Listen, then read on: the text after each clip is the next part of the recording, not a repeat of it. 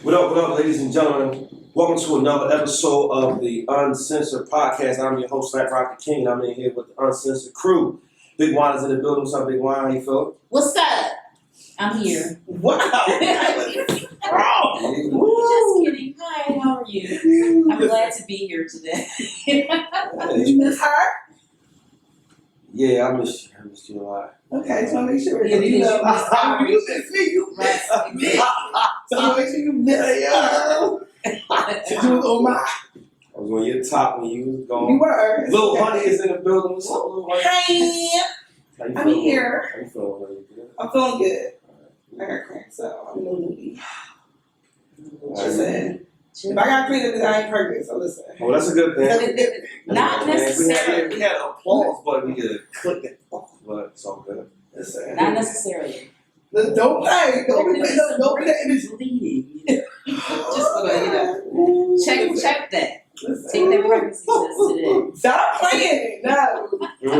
Hey, we have our wine sponsor in the building. Miss Lori from Love Jones is in the building. What's up, Lori? Good evening, everyone. How you feeling? I'm wonderful, thank you. You doing good? Yes. Okay, that's what's up. We have a special guest also in the building.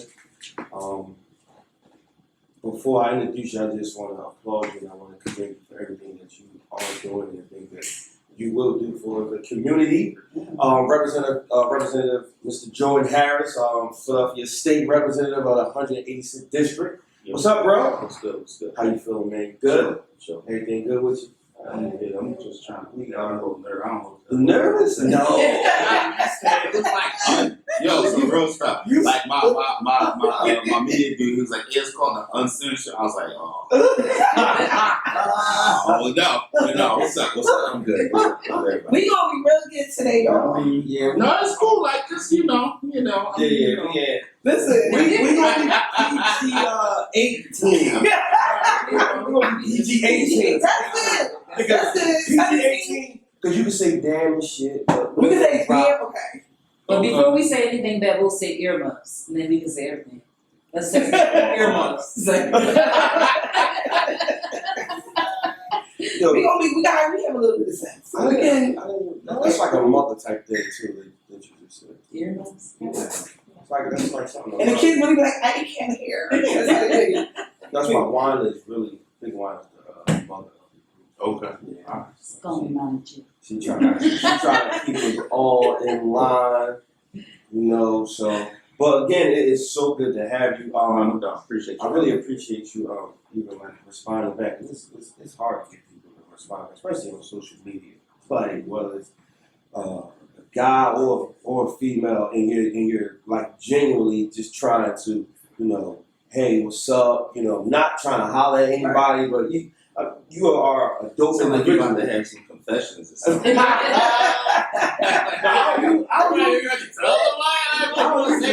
don't even DM What's like that Instagram name? Can you respond to this brother, please? Yeah, I got no problem with my no, but my DM, I don't put the DM like that. Oh. Okay. Well, I really don't have to roll out with Oh something. no! the video is trouble because people get screenshots. I'm not a big fan of being screenshot. I didn't even think about that until somebody said that not so long ago. What? About somebody Oh, screenshotting what you respond to, and they can make up anything from just, I don't know, he screenshot me. He responded, this is what he said. Mm-hmm. But it's on, she didn't put the Her 30 part, and then just look Right. like whatever. So, brother, I know you got a lot of big things going on, and definitely want to, if you can enlighten us and our listeners, because I just seen, well, not just seen, but recently I seen the clean slate that you got. Yeah. Like, could you tell us what that is all about? Sure. So last year we June 28th of 2018, Governor Wolf signed the Clean Slate Act into law, which was a bill that myself and Representative Schultz Lozier, who's a white female Republican from Cumberland County.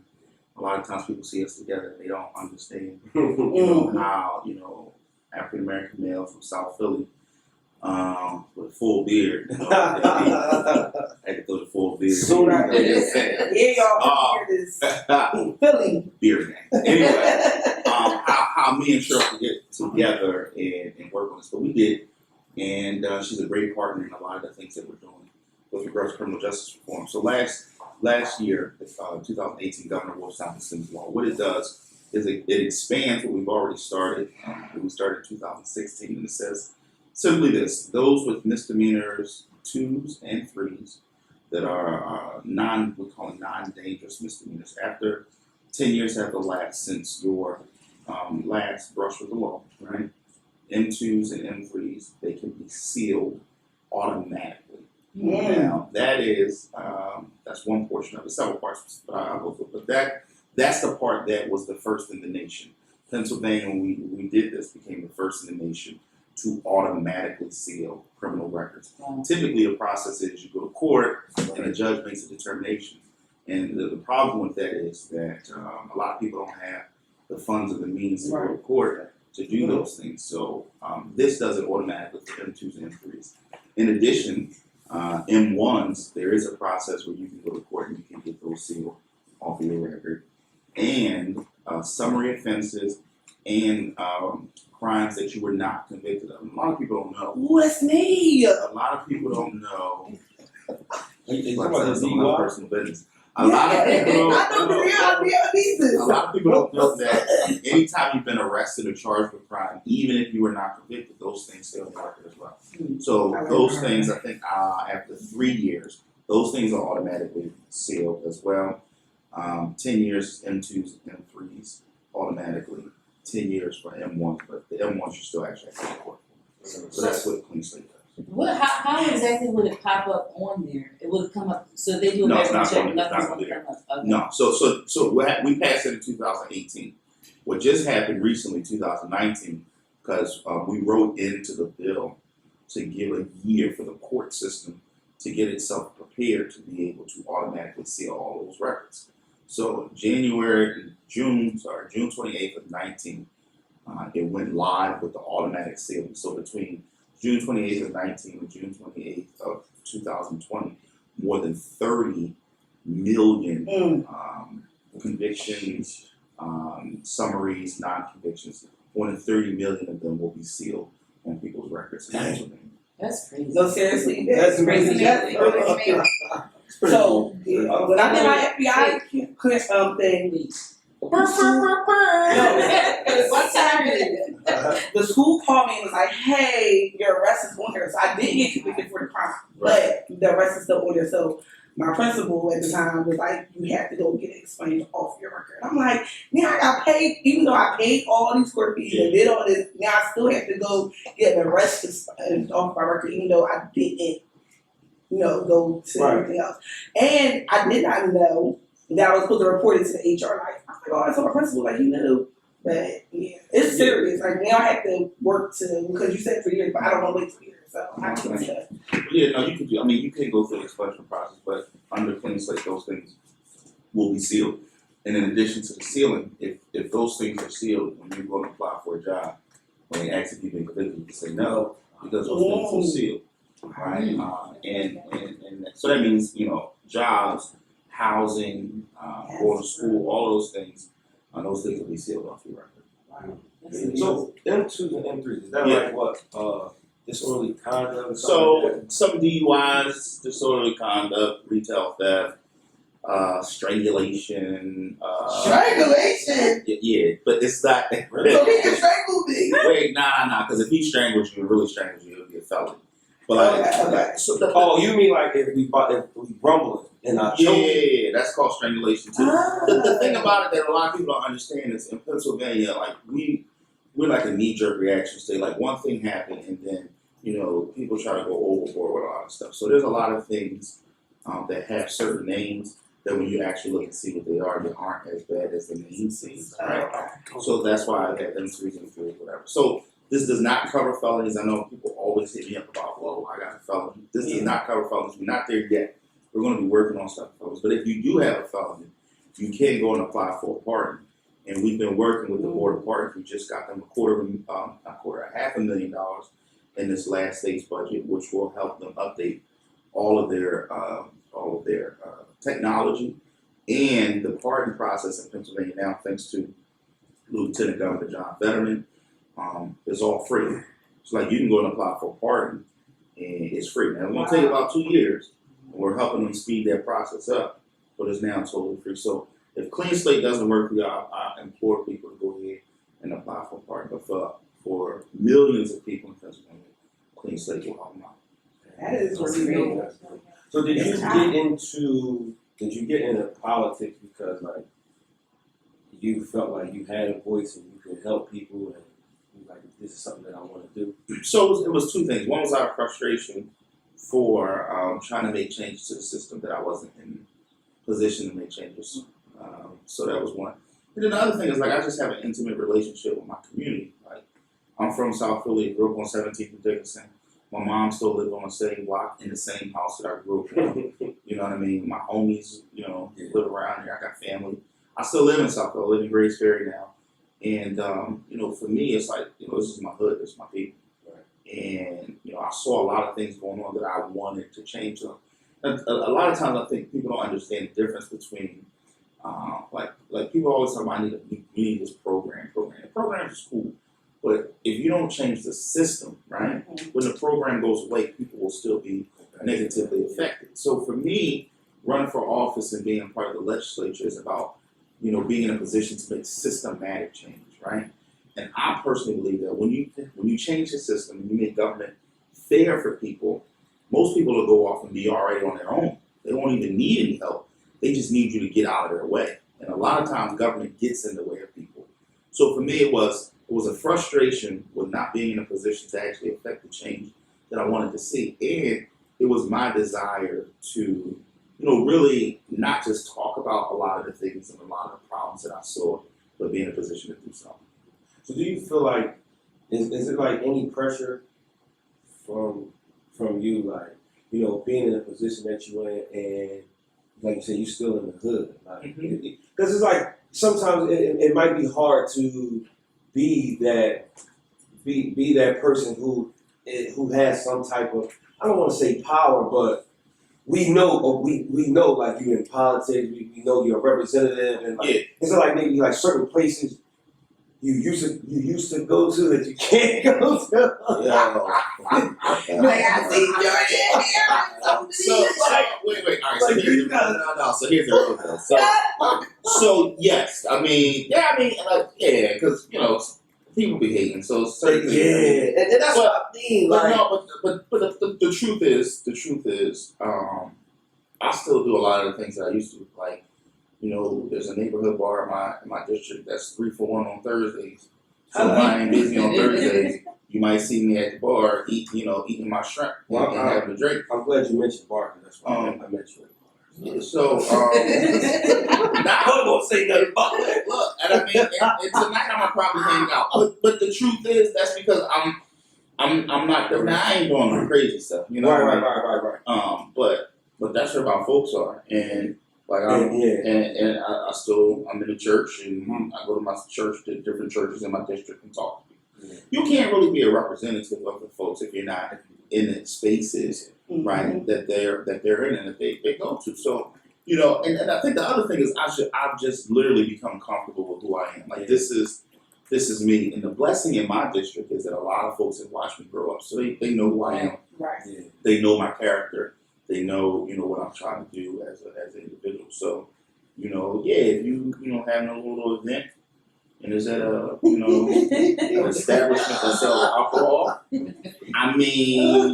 I swing through. Yeah. What's up? Yeah. So that's the good thing about it, because like you said, where your people can actually see you, they know that you are genuine. And sometimes you got folks who do move out the neighborhood and out the hood, and some of them do change their ways and forget where they was from. You know what I'm saying? And by your folks seeing that from you, I think that's what makes them appreciate everything that you're doing even more. Well, honestly, I look at it also as an opportunity for me to find out what needs to be changed. Right. You know what I mean? Like I'm, Exactly. you know, when I'm sitting there having my shrimp, you know, and having my little drink, it's like, you know, people come up to me. First of all, people buy you drinks. They see you, but I'm like, yeah, what's up, man? Yeah. Shut that thing over.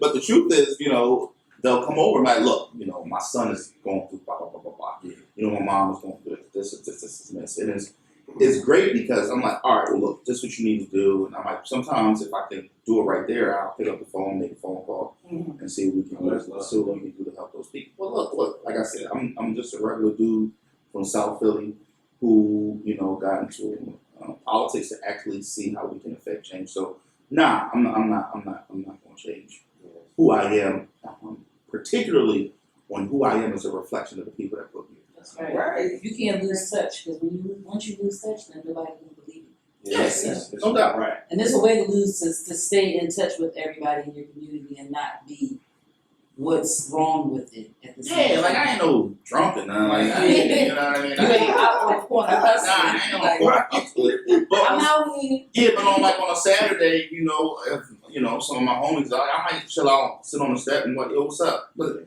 you know, like I ain't in the way. Right. You know what I mean? And it's also good for the youth to see. You know what I mean? Yeah. Because for me, like being in education and knowing some of my students, like we had a group at our school that was called Slate. So they decided as a group of students that they wanted to be in politics and do different events. So I got actually one of my students to work with Malcolm. Yeah. So because my girlfriend was his treasurer. So I got her to work with them. And the kids want, you know, if they're into it, they want to be a part of it. So if they see you and they can feel you and touch you and know that you're close, then it's a positive thing for people. Shout out to Malcolm Kenyon. He out there. 181st. He's the first openly gay black elected official in all of Pennsylvania. And he the real deal. Yeah. That's my guy. And I was glad to support him and glad to work with him in the legislature. Yeah. So I know you probably get this question a lot. And we never heard the answer to it. So. I told y'all this uncensored stuff got me nervous. I told you it's PG-18. This is anybody that's watching. This is water. That's just water. So, like, how do you feel about the police brutality on like unarmed black men? What do you think are the necessary steps that we need to take to change that? Because, you know, every video that I see, right? Every video that I see, I just feel like I don't think they had enough training. I feel like they didn't have enough training because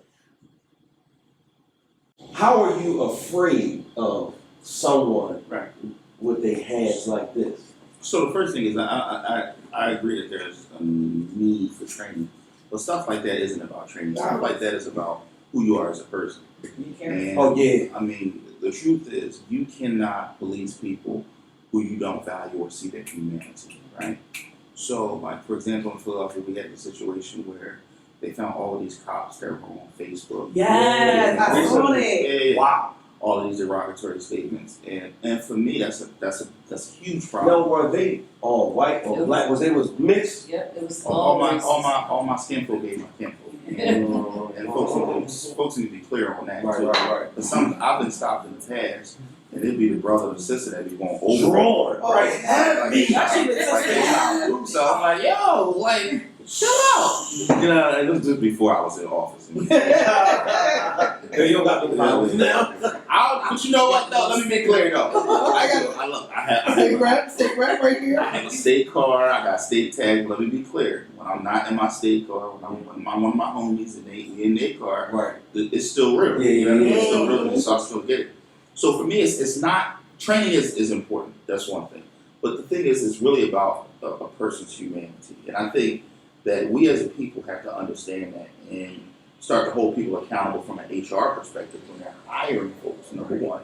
And number two, holding them accountable for us to we shouldn't be tolerating certain things. Like when you see it, you got to cut it right there because when a person has a badge, which means that they can detain you and take away your freedom, or when they have a gun, which means that they can take away your life, there has to be a higher standard that we hold them to. So that's the first thing. I don't think people need to be confused.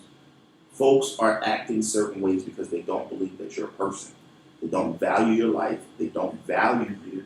And that's why they do the things they do. That's the first thing. The second thing, from a structural thing, I have a colleague, Representative Jake Wheatley, Representative Austin Davis, Ed Gainey, and Summerlee who are out in the Pittsburgh section, and we've been working with them, as well as some of our folks on the East, Joanna McClain, Morgan Cephas, Jason Dawkins, Donna Bullock, and others. We're looking at a package of bills around creating a statewide policing board.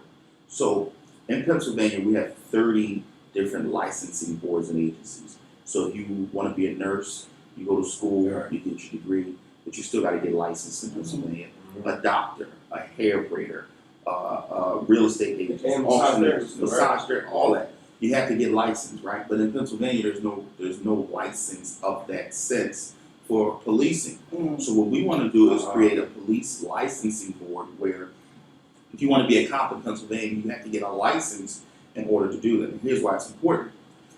Pennsylvania has hundreds of police departments. Now, if you're from Philly, you just see the Philadelphia PD. Right. That's not it. I mean, Philadelphia is a city and a county, but like if you go to let's say Allegheny County where Pittsburgh is, you got Pittsburgh City Police, you got Allegheny County Police, and then all of the municipalities, a lot of them have their own police departments as well. Now what happens is we fire you from Pittsburgh Police. That doesn't mean you can't go over and get a job at the next town over as a police officer. Yeah, because they do that. So for example, we had a situation where a young brother lost his neck by the name of Antoine Rose out in Pittsburgh, where he was running away and the police shot him in the back. Oh yeah, I see that. Okay. Yeah. Now, the police officer that shot him had been a police officer for the University of Pittsburgh and was fired from the University of Pittsburgh for misconduct and police brutality and whatnot. And then went over to the next town and got a job as a police officer. So we want to create an oversight board that does the licensing, that comes up with the standards, so that if something happens in this police department, it goes against your police license, right? So you can't just keep bouncing around to different police departments. And then after a certain period, you pull that person's license, and then they can't be a police officer. Because with doctors, if they mess up, they can't do nothing ever again. Oh yeah, if your license is suspended. Right. Yeah. So that's for me, that's the systematic structural changes that we were talking about. Will there have to be like some sort of a continuing education or anything like that for them to have the license? Yeah, I want all of that. So I want several things. Continuing education for police officers. I also want drug testing after a police officer discharged their firearm. I mean, if a SEPTA bus driver gets in an accident, they go down. Right down. They gotta get a drug test. They gotta see if they were drinking, all that kind of stuff. I think we should have the same thing for police officers.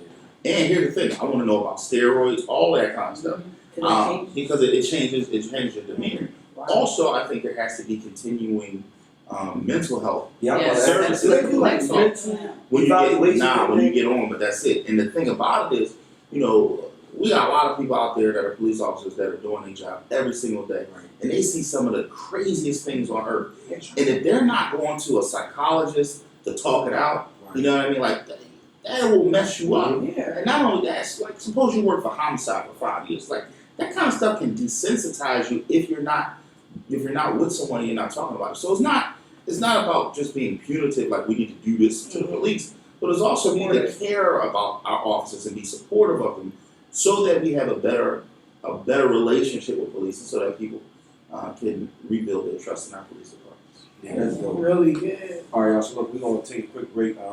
We here with Representative Jordan Harris, Uncensored Crew's in the building. Love Jones, Ms. Gloria's in the building. We'll be right back. Uncensored Podcast, What Ice Radio. And we're back with Representative Harris. What's up? Here again. So I just want to give you a briefing on what we're going to. So we're getting ready to get into my segment. It's called Juan Says. I'm going to read this letter. Okay. And at the end of it, I'm going to see what you say, and then we'll see what I say and what they say. Okay? All right, so here we go. We ready? That's not gonna read long, no. But It it's sounds just like catfish. Yo. Like- Hey, Kyra. paying attention. Like Neve Y'all and haven't Max. Hey, Hector, What is this? Hector on it I'm just saying. already. How y'all got inside jokes from 1 week? It's okay. No, it's not okay. First of all, y'all trashed the out of me. Am I believing myself while Harris is here? Okay. I'm saying you could say it. It's all right. They trashed the shit out of me, called me a thigh, all types of I shit. didn't do any of that. He did that. Called So you what a am I thought. supposed to do? So you decided to take something out on me? I didn't do anything. Here we go. Anyway, I guess I'll have So wait, to let me ask you until this: I is get there a to the difference next between a episode. thought and a hot girl? No. Right now, no.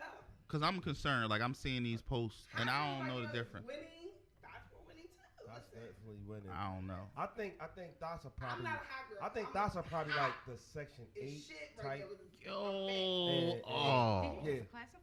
Yeah. Stop, Thoughts are stop. probably like the Section 8 type Jones. oh no, no. You Is it cannot. really? We cannot stereotype anybody. Can't- Yeah, you know. That's No, inappropriate. That's no. You can't I know a stereotype. lot of thoughts that's in Section 8. Stop. No. Stop. You cannot. Anyone can be a thigh. Yeah. I'm just saying, I know a lot of thoughts that's in Section 8. Why you know some people in Section 8? Right. First of all, It's thoughts that aren't in but section. Section 8. Well, wait. So let's because we gotta clarify. Yes. No, because here's the thing, and it is the truth. Because a lot of times, governmental programs get stereotyped negatively, and the truth is, a lot of these programs are very helpful for certain people who take advantage of the benefits. Exactly. So, for example, right now, if you are in Section 8, after a certain amount of time, the government will help you save money, fix your credit, and help you buy a house. And then they will subsidize your mortgage for up to 15 years Yes. so that you move from Section 8 to being a homeowner. And the reality is, if you've never known anything about money, if your parents have never owned a house, I mean, we have people who have generationally been involved in the housing system. So if you don't have anybody who's ever done these things, you don't know how to do them. So it's imperative that we also look at these programs and say, all right, how do we utilize this to help uplift people and use it as a hand up and not necessarily a hand up? Change the narrative. There My you aunt is go. a recipient of this program, so it's Yeah. true, and it And works. my homie, shout out to Millersville. I mean, shout out to Miller. And the reason why I'm doing that is because the people, the young brother that runs this program is a Millersville grad. He went to school with me. My man Wayman, and my man, you know Wayman? Yeah, Wayman running, and my man Zach McNeil. Shout out to my PHA So- people from Millersville. Holla at me. Singled out by default. I don't even want to read this because I don't know what y'all were talking about me behind my back. But anyway, recently at work, I was approached by my coworker who wanted to tell me about a phone call that she took regarding a patient's mother who was upset about a scheduling an appointment. After she satisfied the mother's needs in getting her the time she asked for, the mother then requested to have her daughter treated only by her, and I quote, end quotes, and the good-looking black girl, you know, the African-American girl, my daughter likes her too. Since I'm the only African-American girl at my job, the black girl is me. My coworker, who was white, seemed to be very uncomfortable that the woman on the phone referred to me as black. She says she wanted her to stop talking because she was taking it too far. Mind you, this is not the first time black as a race description has been brought up, and I get the look like, oh no, I'm sorry that you had to hear that. I was not offended, and I just laughed it off since I was busy, but it left me wondering. So my question is, should I, dear white people, school my coworker on what's offensive and what's not regarding that situation? It's annoying to have other races be overly sensitive to trivial things that they know nothing about.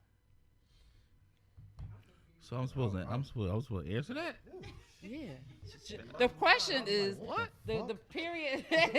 How do you? I mean, y'all never had to run into anything like that at work. Hell yeah, all the time. So So wait, all right. Let me understand this. So the person who took the call is a white woman. right, The person who was making the call, making the appointment, is a black woman. is a white woman. Is a white woman as well. Yes, But wants her daughter to be seen by the the African African American. American woman because Okay. Her daughter she likes likes her, and I guess she's been there before, and she feels. So is the comfortable issue with it. that the description of the person that she liked was that she's a black woman? It feels like from the tone of the letter that the issue is that this person gets she stands out because she's African American. They make a big deal out of her being black when they use the term. So you know how a lot of times when if some people feel uncomfortable saying the black person or something like that. So it seems like her coworker, because they brought it up before, she feels like she needs to know what's offensive and what's not, because a lot of people tend to think that some things are offensive when they really aren't. Like saying that I'm black is not offensive to me because I am black. Saying that I am the color black is offensive because I'm not black. But I think it depends on how a person says it. Exactly, like, but you know, my man Jordan. I'm like, Jordan, Jordan, the black guy. The black lady. Like, oh, okay. And then it's like, you know what? Oh, yeah, the black guy. Like there's a difference in how you say it, right? The first thing is I appreciate the sensitivity because, I mean, we've come a long way. Most people just was like, they wouldn't give a damn about your feelings on any of this kind of stuff.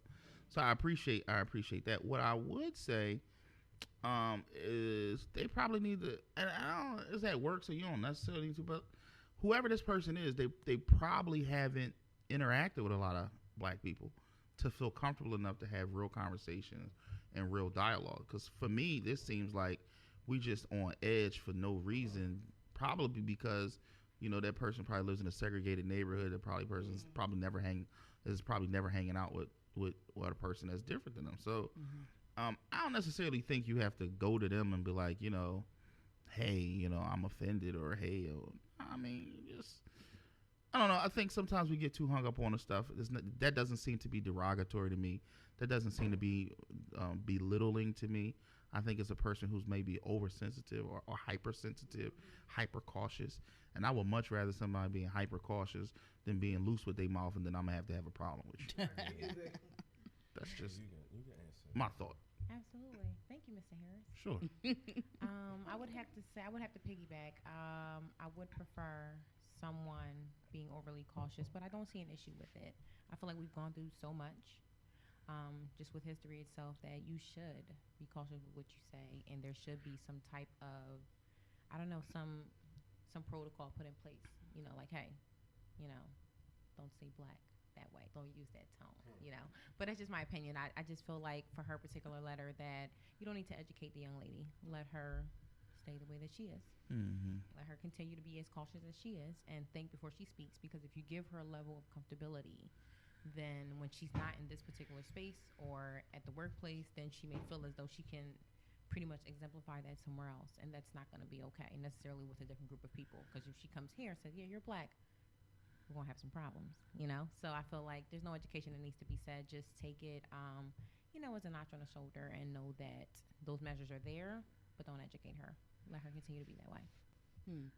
So Juan says, I disagree with the both of you to a certain degree. Mm-hmm. I don't necessarily think that she needs to dear white people let her know what's going on. I don't feel like in that regard. I feel like she can let her know that it's not offensive for someone to specify of who they want. Since I'm the only black person in here, if they don't necessarily know my name, if they said that's the black person, then that's okay.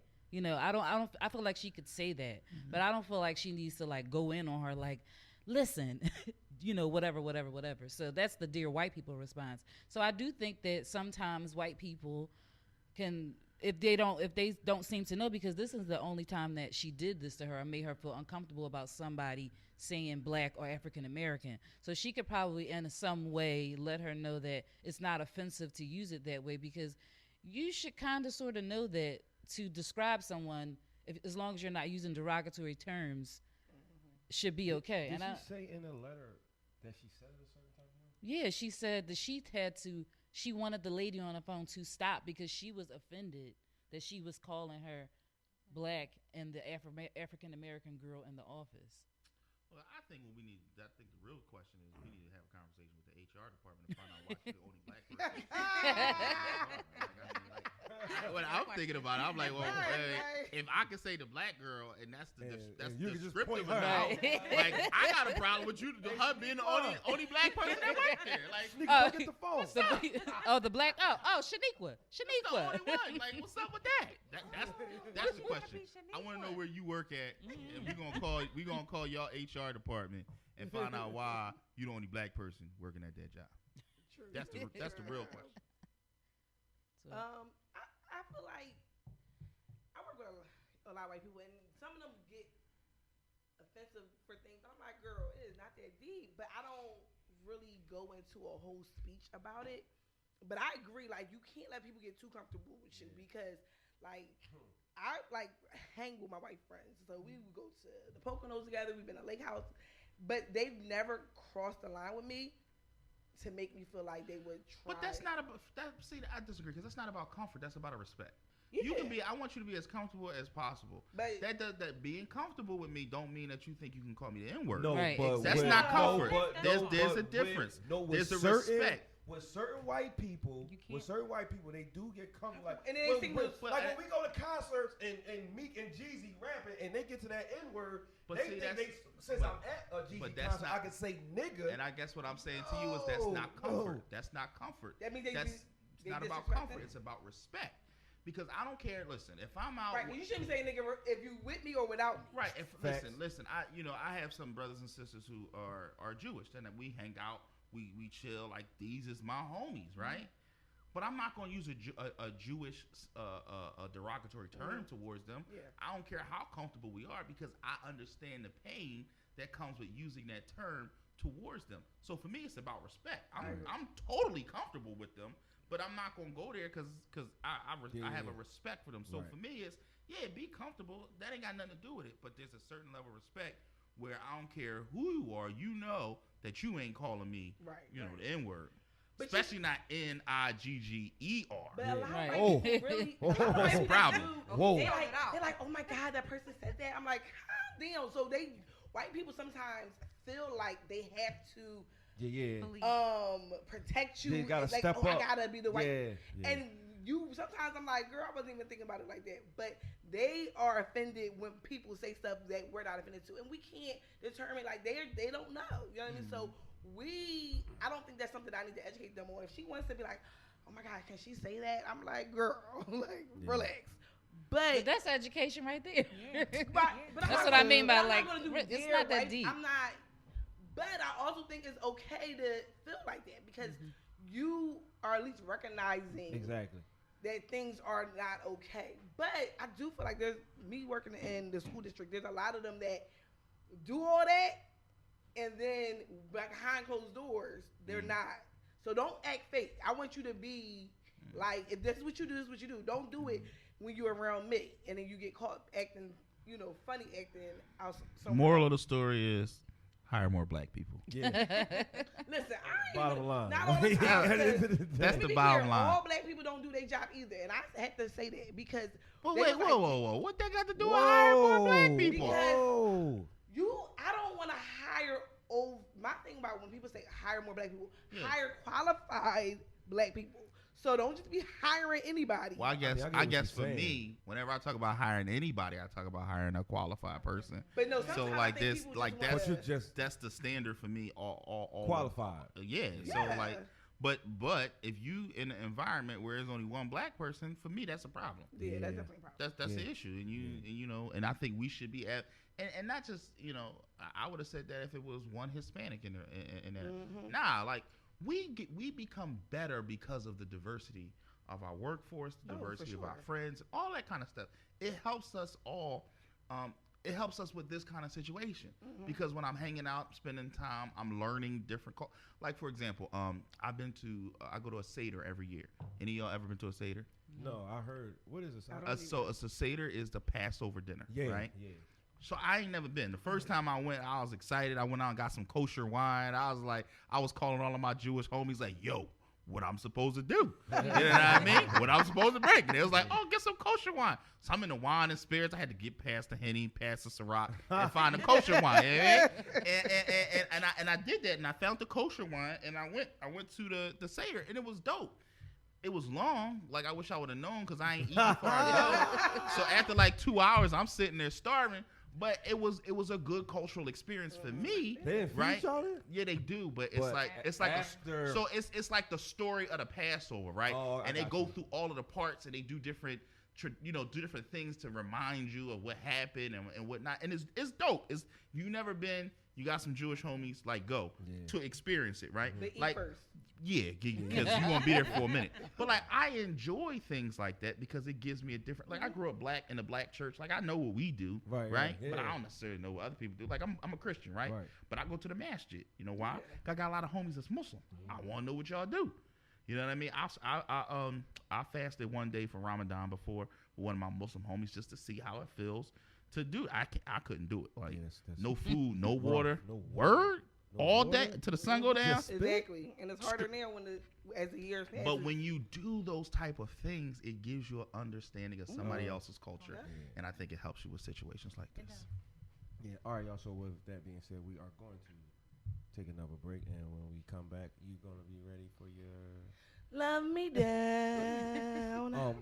Shout out to Love Jones. Shout out to our wine sponsor. We here with Representative Jordan Harris, Water Ice Radio, Uncensored Podcast.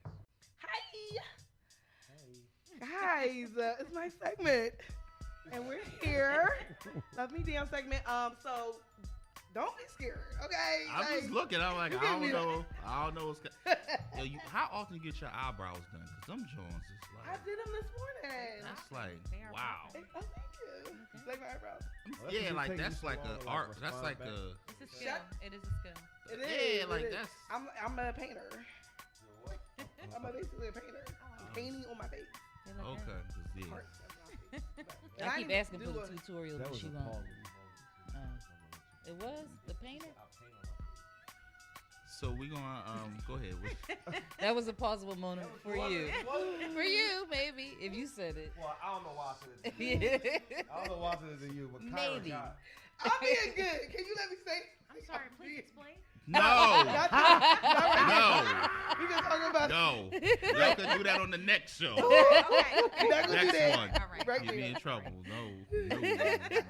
So every week I ask questions about love and relationships. So since you're in politics, I Yeah. decided to make it a political type question. Cool. Go ahead. So first of all, what's your status? Like, are you married, single? Oh, I'm about to say, what's my status? I went to the doctor. I'm good. That's like, what I damn. thought too. Like, I was this is like, an oh, HIV commercial. That's Know important. your status. Like, damn. Listen, Huh? you need to ask those, but yeah, married, single. I'm separated. I've been separated for about 5 years. Okay, well, sorry to hear. Is that good or bad? It's she's a beautiful person, and I got married very, very young. Okay. And I respect what she wants to do with her life, what I'm doing in my life, and we respect each other. But it just didn't work for us, and was no drama, and Right. I'm grateful for the no drama part. But she's a beautiful person. I don't have anything negative to say, Well, and That's great. I'm grateful for that was a her good Political experience. response.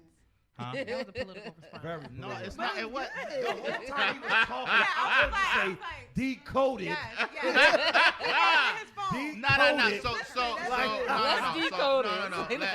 Let Break me it down. explain why. I'm explain why. Yeah, Because this you is the should. first time on a radio show that I've actually talked publicly about it. I mean, Oh. everybody, You got an everybody. exclusive. I got No. Especially, Everybody knows, you know what I mean. But Right. like, actually been able to explain where Well, I I am. mean, you're available, so people Yeah. So are you yeah, available? yeah. No. What I'm saying is, it's a beautiful thing when people can understand that the situation that you were in is not working, and you can separate and move along and do your own thing without having the negativity. Because far too often, I think what's publicized on TV is like, y'all split up, busting windows out cars and all like I ain't had none of that. Nah. Like, Right. we both mature adults. You know what I mean? I wish you well. I got nothing but love. You know what I mean? And now his DMs are open. They're open. And That's what I'm popping. saying. And All your DMs Let the are So wait, floodgates. so y'all funny. But shout out to following me on Instagram, Jordan A. Harris on Instagram. Yes. You can definitely follow me on Jordan It's like A. a Harris video. on We Instagram. are I didn't say all that. I'm just saying Follow me. follow me. This is another. This is So you yes. can't- Decoded. My You whole- don't do that. Yes. Don't get y'all tripping. Man, you're- I'm gonna sip some water. Go ahead. So are you dating somebody right now then? I'm gonna sip some water. Oh, Listen. listen. Because he I'm swerved just the trying question to- the first time. I Definitely said, it's a good thing. You might want to ask this question. No, go ahead. No, At go least ahead. so Come people on, can let's know. go. Let's go. So I'm in. I wanna know, I ain't had nothing to drink though. Y'all got the real deep question. Y'all should have been like, when we take this break, we're gonna take a shot. That's what y'all should have said. So we get to the real questions. But go ahead. Go ahead. What's your question? So, when you're dating, do you think you can date someone with different political views? It depends. So it depends for me on what that view is. If that view challenges my humanity, then the answer is no. Like I can't be with somebody whose political views challenge who I am as a person. But if your view is like, you're fiscally conservative, I mean, okay, I can get with somebody that's fiscally conservative. Nigga, you already know. Like, is you talking about money or? He has no clue what you're talking about. Fiscally All right, good. so like, all right. So here's the thing. So I'm straight all the way, Okay. right? But if you were, let's say you were homosexual, right? Mhm. How can you, or bisexual, whatever. Let's say you're bisexual and you're with a man who is against homosexuality. How could Got you you, be? got you. How could you be in a relationship with that So kind you of didn't person? mean money when you said So that. no, that was the first thing I said. Oh. Or if you're with somebody who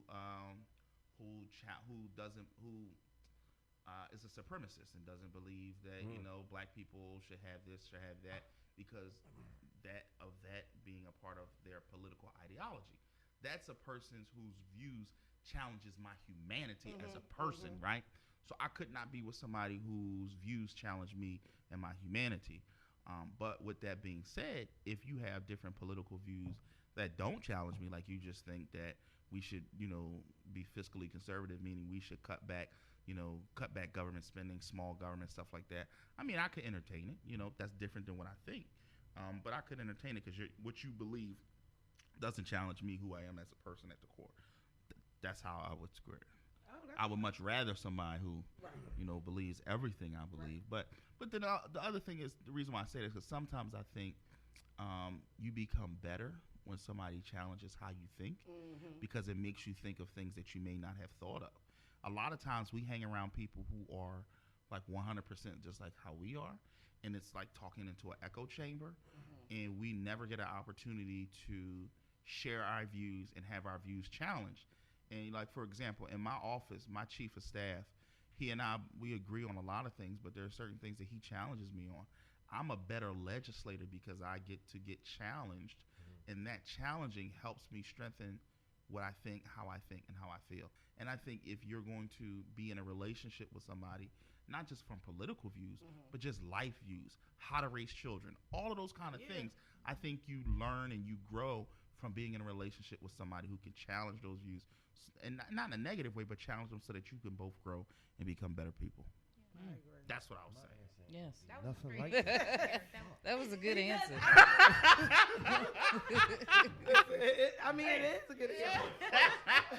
Somebody was just pressing send on the DM to you, and they sent it to him. They done copy and pasted it. Jordan Harris on Instagram, and I'm saying JOR. No, I'm joking.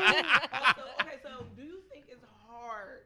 So now that you are separate, do you think it's hard to date with your job and Yes. like judging other people? Yes.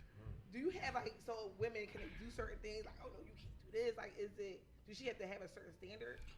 I mean, there's always standards. I would say that. Yeah, you would have to have a certain standard whether I was elected or not. But like I like normal people. I just like you to just be who you are. Now there's certain things you gotta be careful about what you're doing, what you're saying, all that kind of stuff. But I like real people. I like somebody that's gonna help me grow.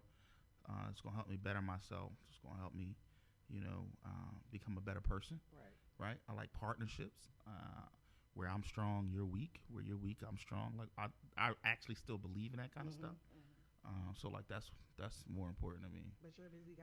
I am a busy guy. But you know what? So that's the conversation we really should have. Right. In the black community about relationships. Like, because here's the thing, and this is what I know, right? We probably this is about to get good now. But no, seriously, I think if you want a man that works a 9 to 5, I think there's certain things you got to understand. Yeah. He's going to be home at a certain time. He's going to be there, but typically there's certain things that you don't get from that type of profession. Then there's a guy who's going to be gone all the time, who's going to work a lot, and there's certain benefits to that, and there's certain drawbacks to that. So I think when you're entering into any relationship with somebody, you have to understand how they are and who they are as a person, as particularly with their career, right? And then you have to make the decision: are you willing to deal with the drawbacks? Are the benefits good enough for you to deal with the drawbacks, right? And that's with any type of profession. So yes, there are many drawbacks to a person who is super, super busy. But there's also a lot, like last night I had dinner with the president of Taiwan. Like that shit is crazy. Right. You know what I mean? Like awesome. I legit was sitting there, what's up, you know? Right. The president, I went up to talk to the president and the ambassador from Taiwan. I was like, oh my God, Jordan, gave me a big hug. Like that's my lifestyle. Right. But that also means that I was in New York last night. Right. You know what I mean? I woke up today and I drove back to Philly. And, you know, I'm out on Wednesday. I'm flying to Cali. I'll be back for a day, and then I'm going to Ghana. So, like, there are a lot of things that are a part of that, right? But then, you know, you have to decide for yourself what's more important to you. I agree, because Yeah. it is hard when you are dating and you're busy. Like, I have multiple jobs, and one big thing that people say is, you are so busy, but I always say the truth to, if you want to be in my life, you're going to, you know, be able to figure out how to fit that in, because it's important. And so if you want to, depending on my job and how busy I am, you have to figure out how to fit that in and still make time for the other person. But if I love what I do and you support what I do, then it shouldn't be, you know, an issue. But it's definitely a conversation that has to happen in the beginning. Because I don't want you to want me so bad, and then now that I'm here and you're here, now you're trying to take away. Or like, oh no, you were. Because that's what usually happens. Yeah, I mean, you knew this when we got in the situation. So don't try to change, you know, what I'm doing when you knew when you came in this situation what was happening. Right. Now, I think for me though, it'll change. Like when I decide to have children, 'cause I don't have any kids now, right? But at some point, will settle you a little bit. Yeah, well, at some point, I want to have children. So like when I do have children, I think that, you know, things will change, things will alter. I'm 35. As I get older, you know, but I think for me, I feel like this is the time when I'm supposed to be grinding the most, so that when I get to 50, 55, and so I don't have to do as much as I had to do now. So, you know, I'm looking forward to that time, but I'm actually enjoying it. And the best thing is having somebody who enjoys the ride with you. Yeah. That's really that's a part of it. It's like enjoying the ride. I don't want you to just be there when we at the championship. You know what I mean? No. Right. I want you to be there when we was at training camp too. I'm with you. Oh my God, what was the question, Mr. Oh, Black? sorry. I know, like we done went all. Well, let's go back to. Can you date somebody that have different political views than yourself? So I'm a little different, but I respect your opinion. Fiscal had nothing to do with money, Mr. Slap. They say fiscal year at my job. They talk about money. Yeah. I believe. Okay, and to your example of if you're homosexual, you can't date someone that's, you know, anti. I can definitely understand that, or homophobe, as they would say. But I mean, we can be slightly different.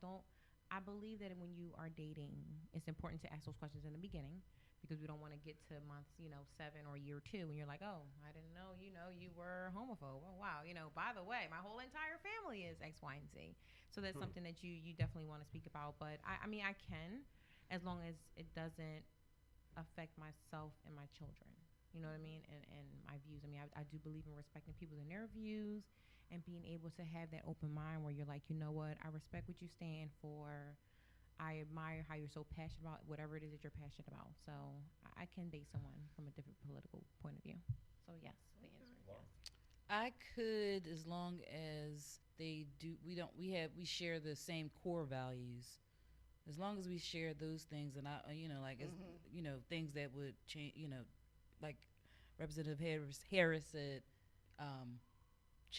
go against my humanity. Is that what you said? Yes. That I wouldn't be able to do that. Right. If we don't have the same core values as far as religious beliefs, humanitarian beliefs, and the way we treat people, then no. But otherwise, yes, I could do it. No. That's it. No. Especially if you're a Trump supporter. There's no way. What about any other Republican person? Because a Trump supporter is kind of extreme. Yeah, exactly. But that's the question. But that's the question. But there are Republicans. You can be that a don't- Republican that's not a Trump But supporter. I only said Donald Trump. I'm And just I saying asked Trump. other Republicans. That was the segue. Rest in peace, John McCain. I like John McCain though. I like the John McCain. I'm not a big fan of Mitt Romney.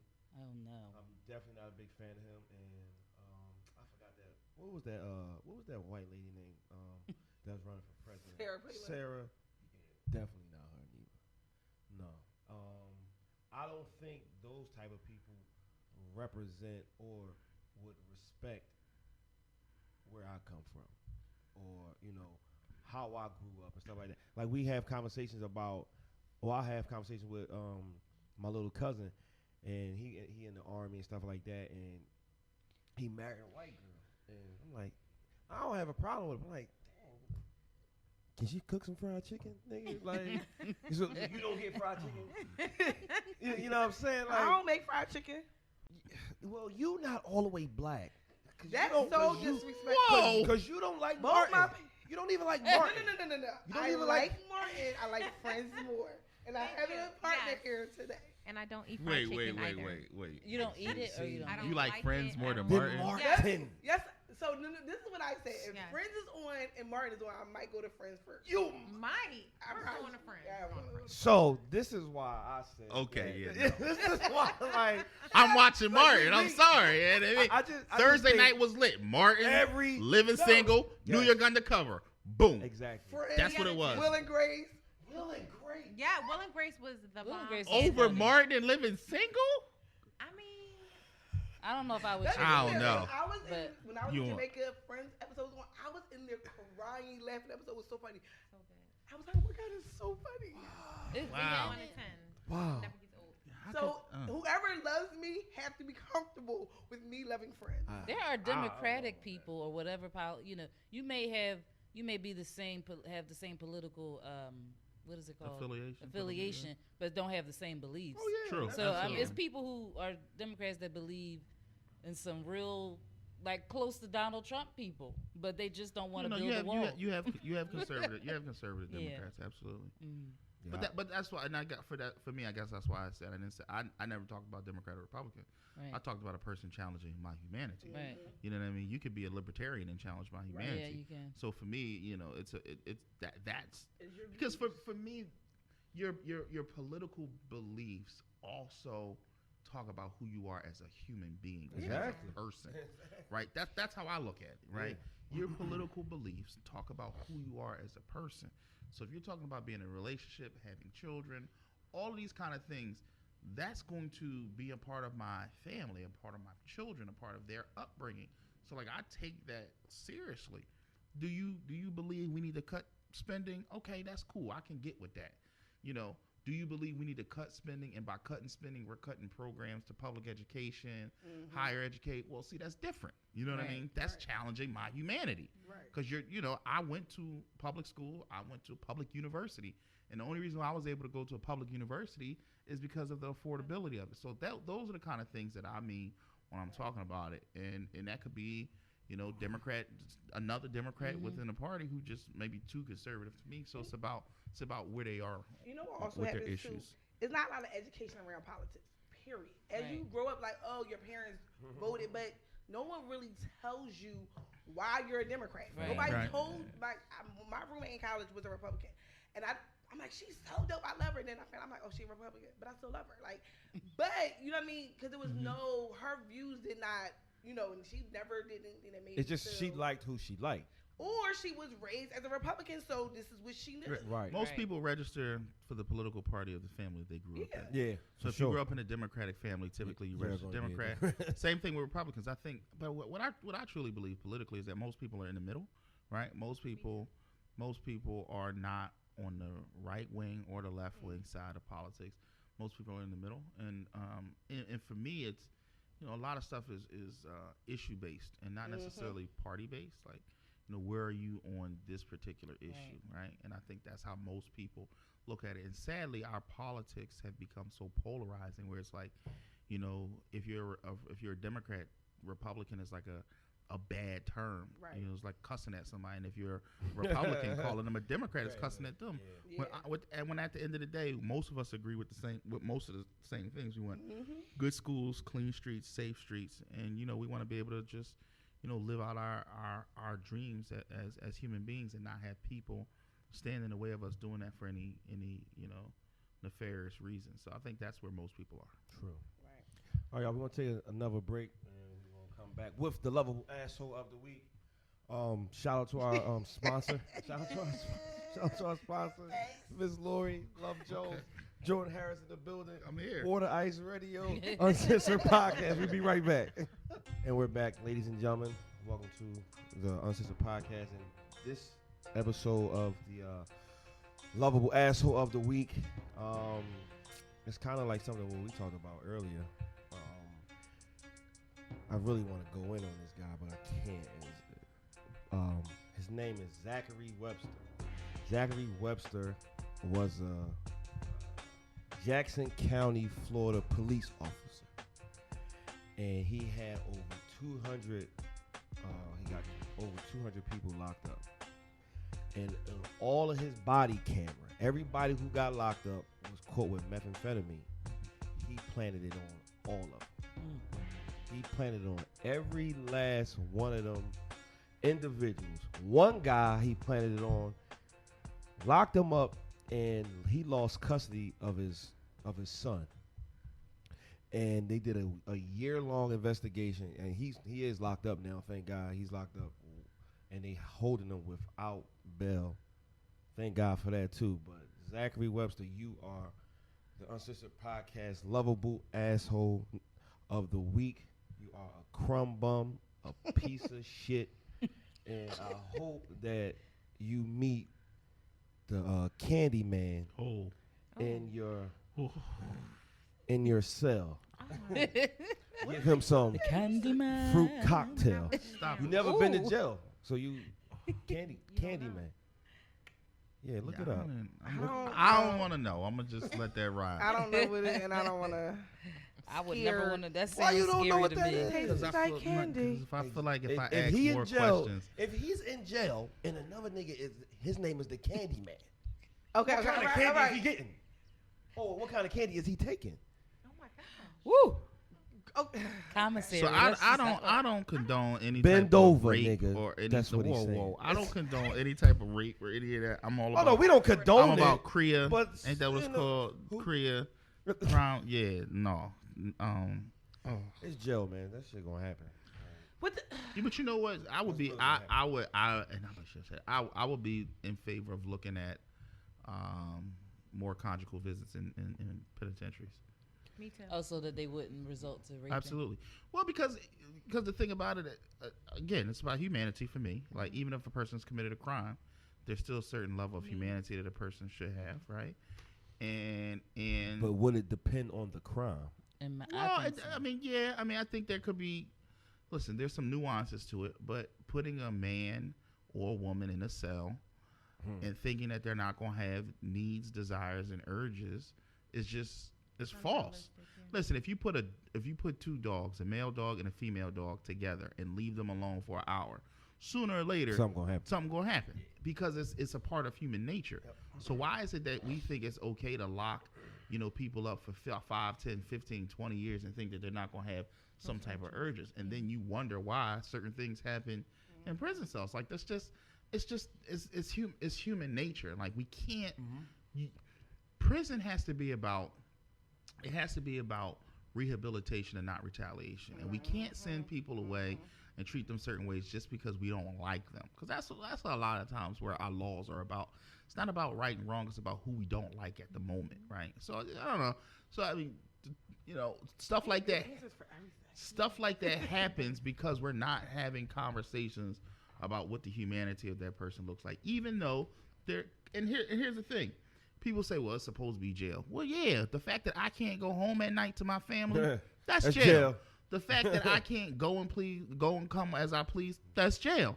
The fact that I can't see my son and go to his basketball game or my daughter and go to her, games or whatever, that's jail. Yeah. So, we do jail differently here in America than what other people do in other countries. And when you see our crime numbers, they are drastically higher than other places in other countries. And I think the way we treat our convicted population is a part of that. Yeah, I agree. Just a thought. I agree. Food for thought. But Zachary, I hope you meet Candyman.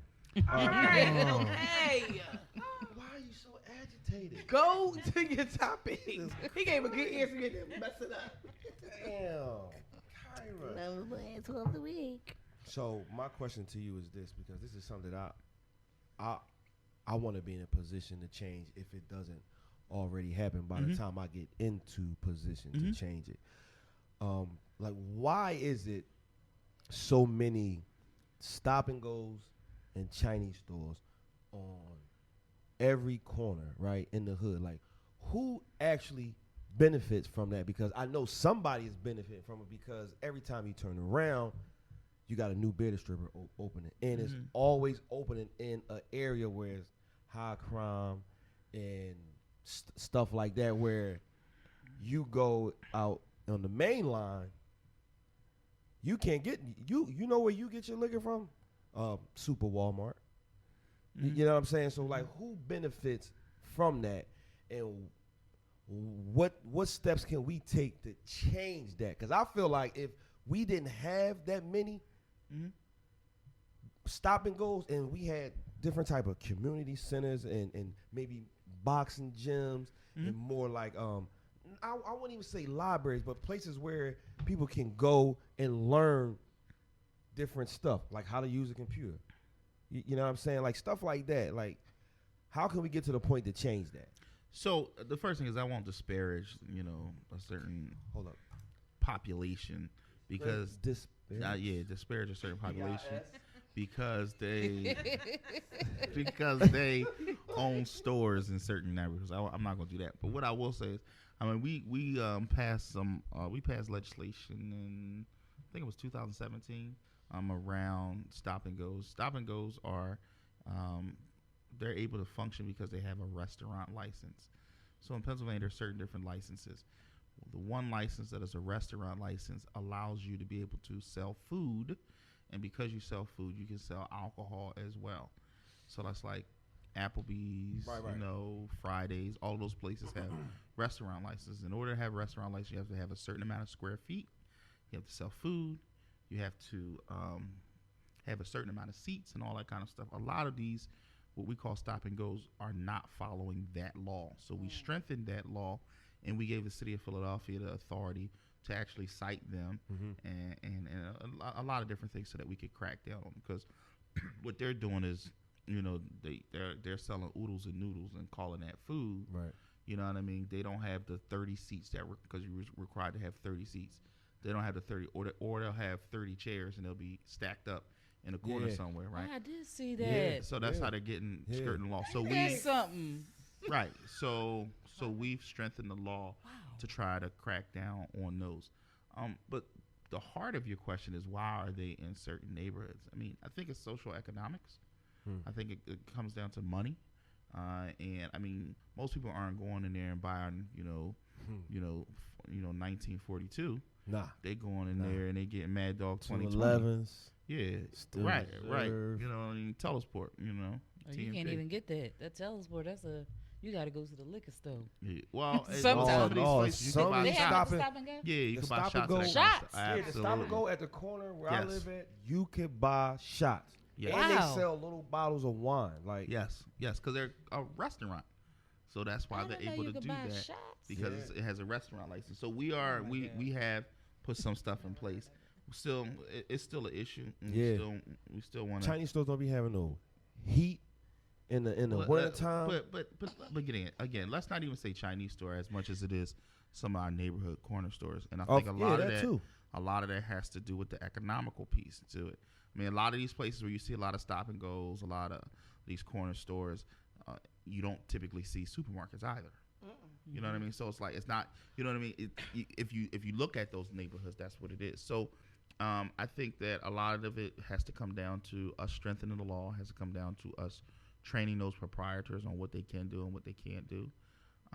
But also it's about how do we provide the economic subsidies so that ShopRite, Fresh Grocer, and whatever the name is going to be of the supermarket can open up in these neighborhoods. Because I think when that happens, then you see you're less likely to see some of these establishments who are taking advantage. Yeah. And the reason why I say taking advantage, because there are some of our Asian brothers and sisters, proprietors, who run good stores. Like I got one right on 17th and Warren. We call it Miss Lee's. They have some good chicken wings too. They done had good chicken wings my whole life. You know what it is? They use rice flour. You ever use rice flour? I had wings with rice flour. They use rice flour, and that's the secret ingredient. He told me one time. But like, the secret sauce, yeah, right? But like, the boy that run is Jimmy, right? And Ms. Lee is his sister. But so Ms. Lee used to be there. They got a second store, so she over there and Jimmy over there. The point of the story is, it was one of the first Asian stores where I walked in, and there was a black guy in the back working. Whoa. Right? And making the food? Yes. So typically when you talk about these type of stores, one of the complaints is that they don't hire people from the neighborhood. Well, that's not true for all of them. When I go to Miss Lee's, there's a brother back there helping Jimmy make the food. And that brother is also learning how to run a business. So I'm not, if that's what it takes for him to learn how to open up his own store, I'm cool with that. So the ones that are doing right, we need to talk about them, and then the ones that aren't, those are the ones that we need. I just think after. we don't talk about them because we rarely see them. Because I don't disagree with that. Typically, the ones that don't have alcohol in them have black people that work in them too. Usually, but they only taking out the fucking trash. Nah, I've seen them cooking in a lot of them. I've never seen nobody cook in none of these. Not stores. in Chinese restaurants. What about yesterday? I was in Chestnut Hill, and then my daughter was saying, "Oh, Mom, we need to go to the library." And I was like, she was like, "Why is no libraries? Because we live in North Philly that we can go to." And I'm like, "You're right." Every time I would take my daughter to a library, we were going all the way up Sea Line Avenue, or we was in Chestnut Hill. So even 11-year-old knows that I can't get the things that I really want to get. Or the libraries that are in the hood are they're not comfortable. They don't look nice. That one on Cecil B. Moore is. They're just not places where children want to go, and it's sad because that's what we need. Like my own 11-year-old was like, "Mom," because she was like, "I need to get my son a reading book." I'm like, "I know," and I was like, "All right, we'll go to the library up there because she can actually we sit in there, she'll read, and it's a comfortable setting." But they're not there, and I remember there was one point when I was like, "There's no healthy restaurants." When I was like trying to be all healthy and losing weight, I was working at the Boys and Girls Club in West Philly, and I'm like, for me to get a healthy meal, I have to go so far. You know what I mean? Like, ain't nothing here but the Poppy store or the Chinese store. So where I'm getting fried wings, like I can't even eat healthy if I'm on foot. Unless you have a car, you're not eating healthy because I have to go to Salad Works all the way up Sea Line Avenue. But I guess my point is that that's not the Asian store's fault. Yeah, no. Right. You know? So it's like no. So it's like I guess for me it's like I don't want to disparage those folks who are and many of them are part of our community because if you look, a lot of them live upstairs, right where their establishments are. So they're doing that. They'll pull their money together and stuff like that. So there are many things that the Dominican brothers and sisters are the same way. Oh yeah. There's a lot of things that they do that I think we should look at and say, okay, how do we, exactly, do like how do we get those kind of things as well? So I wouldn't disparage a whole community population of people who are just many of them trying to make a way and make a money. And that does that mean that we shouldn't have conversations about how we maybe diversify what they sell and all that? Absolutely, we can have those conversations. I think many of them would actually like to have those conversations. They, but we're a segregated city, and a lot of times people stick to themselves. Maybe sometimes some of the, like how when you when they have different chains of restaurants and you can't be in certain proximity of the other. But I know it's a different rule probably for what is it when you franchise? I'm sure there's some kind of different law for that versus if you have Danny Wok here and Imperials, like they can have, it's not a chain necessarily, but you can have multiple locations. I guess you don't need to stop and go at the corner here and at the next corner here because then that's drawing the same traffic in the same one central area. So I think also you can control probably how it's sold or who it's sold to and if they can loiter and all that. But I mean, people don't, they sit around and get drunk and high in front of the same places all the time, and you Every don't want to day. see that Yeah. walking to your house. That's actually, I don't know if we thought about that. We could actually look into that because they have restaurant licenses that are given out through the Liquor Control Board, which is a state entity. So I do wonder if we could do a proximity piece where we won't issue any restaurant licenses if there is already a restaurant license And in 200 close, feet, right? 300 Right. feet or whatever. I don't know. I don't know where we stand on that. But that is something. Please make sure I get my credit for it. Why, sis? No. Because if I introduce the bill and I get it passed, it's mine. You gonna be like, Like, so you know. during that interview, why? No. I'm like, I came up with an amazing idea, okay? Sure. Well, it was definitely a pleasure having you on the show with us, man. I told you we was gonna keep it, PG-18. Yeah, we It went a little 21, but that's okay. yeah, That's good. a little bit, Explicit language, but towards the end, I was holding. Look, man, I don't know how long I hold these F-bombs, but I held it 49 minutes into the show, so I held it in for you, brother. But I appreciate again, you. we do appreciate you for Yes, coming. Thank No you. doubt. And we appreciate everything that you got going on for the community. It's wonderful to have a brother that's down to earth and he looks out for his folks. And like you said, I'm even though I'm in this position, I'm not going to change. You know what I'm saying? I still need you guys to know that I'm going to always be me. So again, we appreciate you and keep doing the thing that you're doing. Shout out to our sponsor, Love Jones. Miss Lori is in the building. Yo. Lil Honey is in the building. You Now, good? What do you do? Ooh. You the Oh my sponsor. God, sir, this is your show. No, he's No, I'm asking what you do. You the sponsor. I'm trying to get Right, you and he some about to shine. live. Yeah. What So- you do? For the show, pretty much I sponsor two bottles per show for every Okay. episode. So whose wine is it? Is Hers. it yours? It's mine. You make Yes, it? You make it. I'm making my own. I have my own company. Like, Yes. all right, what's your company? My company's called Adorned by Her. Okay, what Yes. you got, like an Instagram? I do. What's your Instagram, it's Lori_Adorned by Her. That's my Okay. See, Instagram. I'm not Don't even hop gonna- in my I'm DMs, not though, gonna Mr. Harris. stop you. I'm not. Yeah. I'm not even going to charge you for this. I'm helping you. Yes, yes, tell people. Listen. I mean, seriously, because people always like sponsor. I mean, what you do? I don't. Yes. So you make your own wine. I do. I have my own wine. I have a red, a white, and a rosé. So yes, Lori Okay. _Adorned by Her. All right. Mr. I Harris, got a couple check us out. establishments. Maybe we can Most sit you definitely. down. Hello. Put you in Let's some talk. of our- All right. Let's talk. All right, Definitely. All right, Thank y'all. you. So with that being said, once again, we want to give a shout out to everybody that's in the building. Shout out to Love Jones. Big shout out to the Right Click Agency. What's up, boss? The boss is in the background. Peeking. The boss is in the background. She about to have a hot girl summer. You, yeah. But shout out to my man Hector in the back. Hector and Tyler's in the building. So y'all know this show is really PG because Tyler or Hector didn't laugh like they usually laugh. So I forgot Tyler was in this bitch. Like, wait, Tyler over there? Like, shout out to Linnea. Shout out to everybody that listen. Make sure y'all follow us. Make sure y'all like, subscribe, share on YouTube. We are the Uncensored Pod on Instagram. We are the Uncensored Pod on Facebook.